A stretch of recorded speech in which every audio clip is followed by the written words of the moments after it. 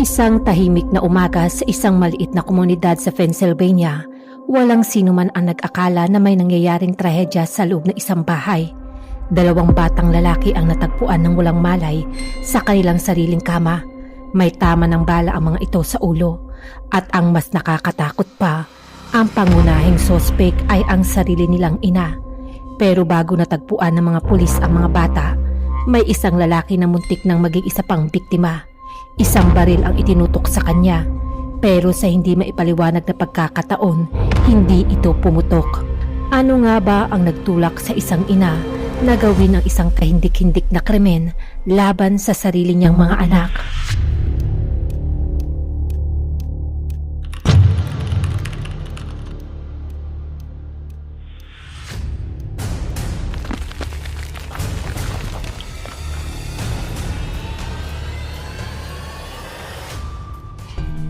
Bandang 7:05 ng umaga noong May 2, 2022, nakatanggap ng emergency call ang Upper Makefield Police Department tungkol sa isang babaeng may dalang baril sa 119 Timber Ridge Road.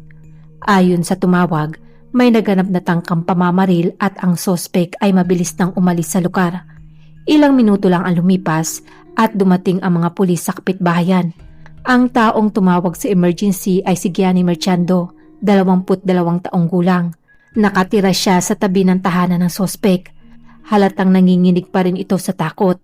Ikinuwento nga ni Gianni na kaninang umaga, habang naghahanda raw siyang pumasok sa trabaho, nakasalubong niya ang kapitbahay na si Trinien, asawa ng kanyang tiyuhin, na may hawak itong kahon ng mga litrato ng kanyang pamilya. Hiniling raw nito sa kanya na kung maaari, ibigay ang mga litrato sa kanyang dating asawa. Wala namang pag-aalinlangang kinuha ni Gianni ang kahon. Ngunit walang ano-ano'y, bigla na lamang may inilabas na baril ang babae at itinutok ito sa kanya. Sa kabutihang palad, hindi pumutok ang baril. Sa pagkakataongang iyon, nakipagbuno na si Gianni at pilit na inagaw ang baril sa babae. Ngunit nakatakas pa rin si Trin at mabilis na umalis sa lugar sakay ang puting minivan. Habang patuloy ngang kinukuha ang pahayag ni Gianni sa labas ng bahay, nagbigay rin ng karagdagang impormasyon ang kanyang ina na si Karina. Sinabi niya na nakatira nga si Trin sa katabing bahay kasama ang dalawa nitong anak na lalaki. Dahil natakot ang mga otoridad na baka may iba pang biktima, agad nga silang pumunta sa nasabing bahay. Pumasok ang mga pulis sa bahay ni Trin upang tiyakin ang kaligtasan ng mga bata. Sa loob ng bahay halos walang bakas ng gulo. Ngunit nang tingnan ng mga pulis ang mga kwarto, nabigla sila sa kailang nakita. Dalawang batang lalaki ang nakahiga sa kama na hindi na gumagalaw at may mga palatandaan na malubhang pinsala. Ang mga biktima ay agad namang dinala sa Children's Hospital of Philadelphia. Sa kabila ng agarang operasyon at pagsisikap ng mga doktor na iligtas sila, napakalubha ng kailang mga sugat kaya halos wala nga silang pagkakataong mabuhay pa. Kasabay nito, ipinadala rin ang mga forensic team upang imbestigahan ang lugar at kolektahin ang lahat ng posibleng ebidensya. Isang detalye ang agad na nakatawag ng pansin ng mga investigador. Isang sulat kamay ng liham ang natagpuan sa mesa sa sala. Ang liham ay may petsang April 25, 2022, eksaktong isang linggo bago ang pangyayari. Ang nilalaman ng sulat ay parang isang testamento na naglalaman ng mga bilin kung paano hahawakan ang abo ng ina at ang kanyang dalawang anak sakaling sila ay mamatay. Ang liham ay pirmado ng pangalang si Trinien. Mula nga ng mga sandaling iyon, naramdaman na ng mga investigador na ang nangyari ay hindi basta bigla ang aksyon. May mga palatandaan na ito ay pinagplanuhan na. Dahil dito, mahigpit na sinilyuhan ng mga pulis ang lugar para sa masusing investigasyon. Naglabas na rin ang pulisya ng agarang countywide alert sa buong Bucks County para kay Trinien. Dahil nga armado siya at pinaniniwala ang nakasakit sa sarili niyang mga anak at isa sa mga kamag-anak, itunuring siyang lubhang mapanganib at posibleng nasa magulong kalagayan ng pag-iisip. Agad namang pinakilos ang mga ahensya ng pulisya at ang mga detective ng Bucks County ay nagsagawa ng mas malawakang paghahanap. Ang dalawang biktima sa nakakalungkot na kasong ito ay ang magkapatid na sina Jeffrey Tenney at Nelson Tenney. Sa kabila ng walang tigil na pagsisikap ng mga doktor na mailigtas sila, pareho silang namatay dahil sa matinding pinsala. Si Jeffrey ay 13 taong gulang pa lamang at isang 8th grade student sa Newtown Middle School. Kilala siya bilang isang matalino at palakaibigang bata na mahilig sa sports. Ang kanyang nakababatang kapatid ay si Nelson ay isang 3rd grade student sa Stone Elementary School. Inilarawan ito ng kanyang mga kaibigan na mabait at magalang. Mahal siya ng kanyang mga guro at mga kaklase. Ang ama ng mga bata ay si Edward Tenney, 47 taong gulang.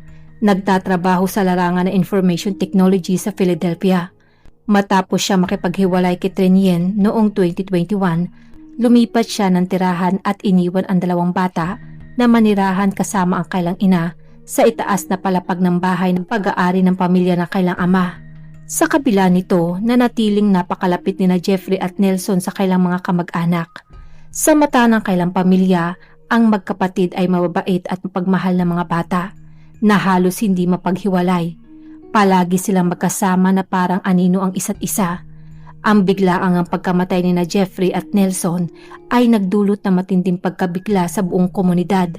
Daan-daang tao ang dumalo sa isang candlelight vigil na ginanap sa school grounds upang magbigay galang at magpaalam sa 2 batang biktima.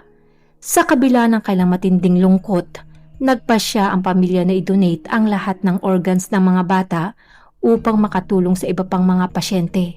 Ang desisyon ngang ito ng pamilya ay lubos na pinahalagahan ng komunidad at itinuring na isang sagradong regalo na iniwan ng magkapatid para sa buhay ng iba. Matapos makumpirma ang pagkakakilanlan ng sospek, ang pangunahing pokus na investigasyon ay ang paghuli nga kay Trinien na 38 taong gulang. Batay sa pahayag ni Gianni, nakakuha ang mga otoridad ng malinaw na paglalarawan ng sospek, pati na rin ang plaka ng sasakyan na kanyang minamaneho. Agad ngang naglabas ng warrant ang mga pulisya sa kalapit na county at sa New Jersey State Police habang naglagay ng mga checkpoint sa mga pangunahing kalsada. Ayon sa nakalap na impormasyon, nagpunta si Tren sa New Jersey upang bumili ng ilegal na droga na tila balak niyang gamitin upang wakasan ang sarili niyang buhay. Bandang 11:30 ng umaga sa parehong araw, may isang patrol unit na nakakita ng isang puting minivan na nakaparada sa likod ng lote ng United Methodist Church sa Washington Crossing sa Upper Makefield. Ang simbahan ay malapit sa isang lugar na may kagubatan at sa gilid ng ilog, kaya karaniwang tahimik at kakaunti lamang ang tao sa lugar. Habang papalapit sila, kinumpirma ng mga pulis na ang babaeng iyon ay si Trinien, na halos wala na nga siyang malay. May mga palatandaan rin ito na matinding epekto ng paggamit na ipinagbabawal na droga. Agad nga siyang inalis ng pulisya mula sa sasakyan at tumawag ng ambulansya upang dalhin siya sa ospital para sa agarang gamutan. Sa paunang paghalughog sa minivan, nakakuha ang mga investigador ng ilang mahalagang ebidensya. Kabilang na dito ang maliliit na pakete ng ilegal na droga, mga ginamit na syringe, mga bote ng tubig at maliliit na bakas ng dugo na pinaniniwalaang siya mismo ang nagdulot sa sarili niya. Ang pinakakapansin-pansin ay isang sulat kamay na note na maayos na nakalagay sa dashboard sa gilid ng passenger seat. Nakalagay dito ang mensaheng, "Please call 911, my children are gone. They are at 199 Timber Ridge Road, 18940. Lumilitaw na ito ay isang huling mensahe na iniwan ni Trin matapos siyang ma-overdose sa illegal na droga. Umaasa ngang kung may makakakita nito ay matatagpuan ang kanyang mga anak. Kasabay ng pagkakahuli sa sospek, nagpatuloy ang mga investigador sa pagkuha ng mga pahayag ng mga saksi at iba pang kaugnay na impormasyon. Ang liham na may petsang April 25 ay itinuring ang napakahalagang ebidensya na nagpapakita na matagal na nga itong pinagplanuhan ng sospek. Bukod pa nga sa mga bilin tungkol sa libing ng kanyang mga anak, ipinakita rin ng sulat ang matinding galit at matinding kawalan ng pag-asa ng ina.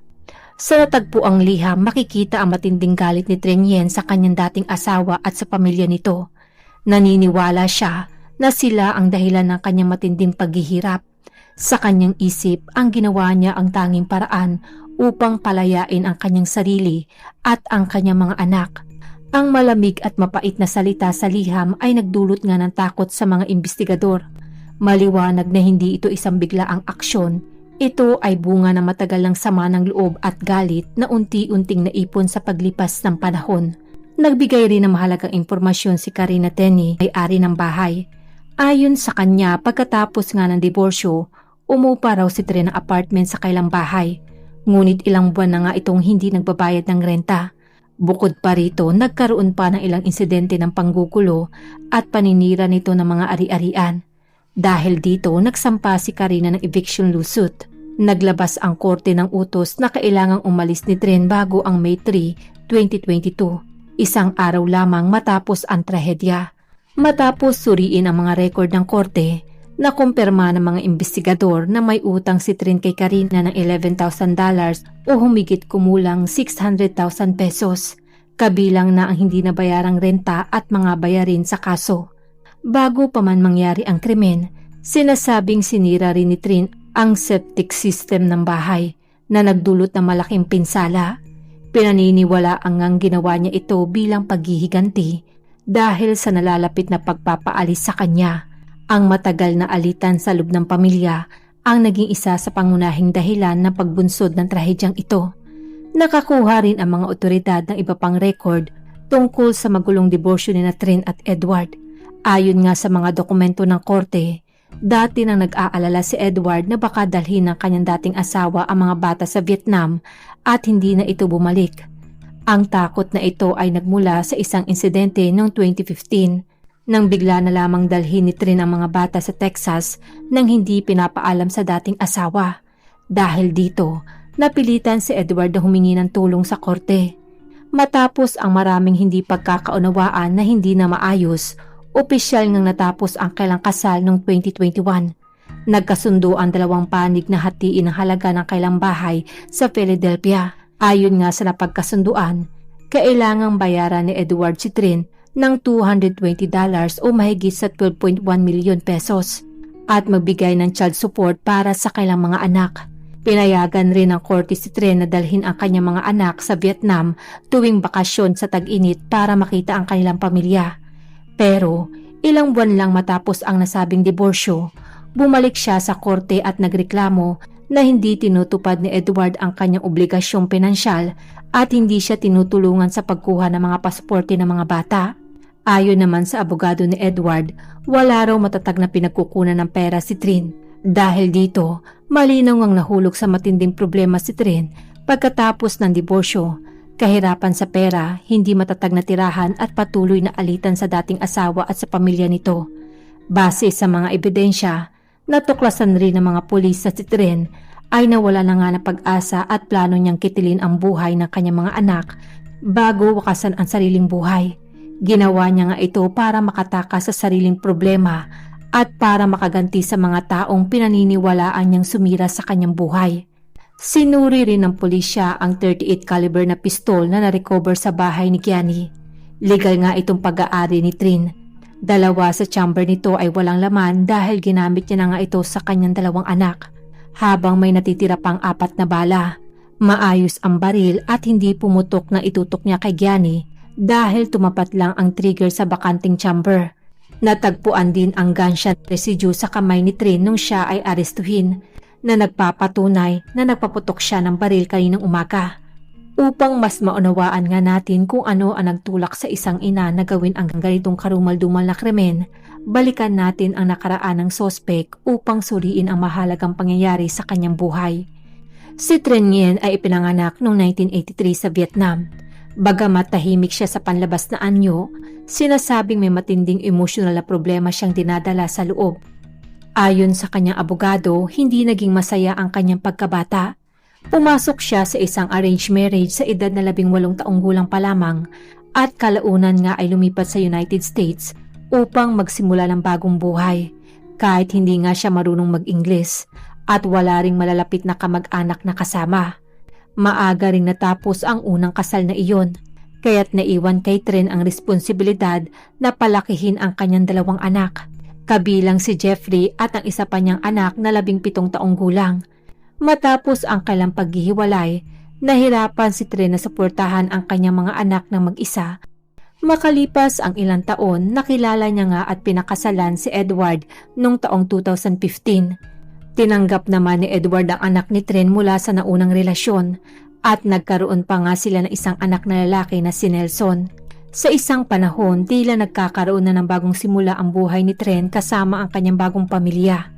Ngunit hindi rin nagtagal ay nagsimula naman ang mga alitan sa kailang pagsasama.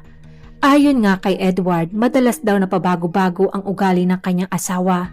Selosa ito at gustong kontrolin ang mga bagay. Sa panig naman ni Tren, madalas niyang maramdaman ang matinding pag-iisa at pagkabigla dahil sa pagkakaiba ng kultura, hadlang sa wika at mga responsibilidad ng pagpapalaki sa 3 anak. Dagdag pa rito ang paninirahan sa isang bahay kasama ang kanyang hipag na si Karina ay nagdulot nga ng madalas na tensyon sa pamilya. Sa huli, noong 2021 matapos ang 6 na taon na pagsasama, nagpasya sina Tren at Edward na magdiborsyo.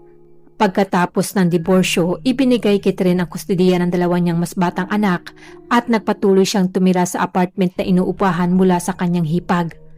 Kahit nangako nga ang kanyang dating asawa na magbabayad ng malaking halaga matapos maibenta ang kanilang bahay, ang pagkakaantala ng pagbabayad at ang mataas na gastusin sa pamumuhay ay nagdulot nga sa kanya ng patuloy na kahirapan at kakulangan sa pera.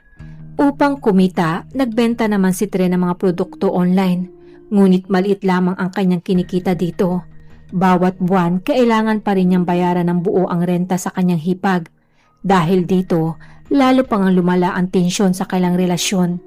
Naniniwala nga si Tren na sinasadya siyang pahirapan ni Karina at sinusubukang paalisin siya at ang kanyang mga anak. Habang tumatagal, mas naging malinaw nga ang mga palatandaan ng kanyang problema sa pag-iisip. Nagsimula na nga ring umiwas si Tren sa pakikisalamuha sa ibang tao at madalas na rin nga itong mairita sa kanyang mga kapitbahay. At dito na rin nga nangyari ang isang trahedyang hindi inaakala ng sinuman. Matapos ang insidente, ikinulong nga si Tren sa Bucks County Correctional Facility habang hinihintay ang paglilitis. Humiling naman ang abogado niya na sumailalim siya sa pagsusuri sa kanyang mental na kalusugan. Noong June 2022, inilipat si Tren sa Norristown State Hospital para suriin kung kaya niyang humarap sa korte at mabigyan ng psychological treatment. Halos 1 taon siyang nanatili doon at noong May 2023 lamang itinuring siyang handa na para sa paglilitis. Noong August 2023, formal na ngang sinampahan si Tren Yen ng maraming mabibigat na kaso. Kabilang na nga dito ang 2 bilang ng first-degree murder kaugnay sa pagkamatay ng kanyang 2 anak na lalaki, attempted homicide laban kay Gianni at ilang paglabag na may kinalaman sa paggamit ng baril. Bago mangyari ang kasong ito, halos wala namang record ng krimen si Tren. Gayunpaman, ayon sa kanyang abogado, dati na nga siyang humingi ng tulong para sa psychological treatment, ngunit hindi niya ito ipinagpatuloy ng tuloy-tuloy.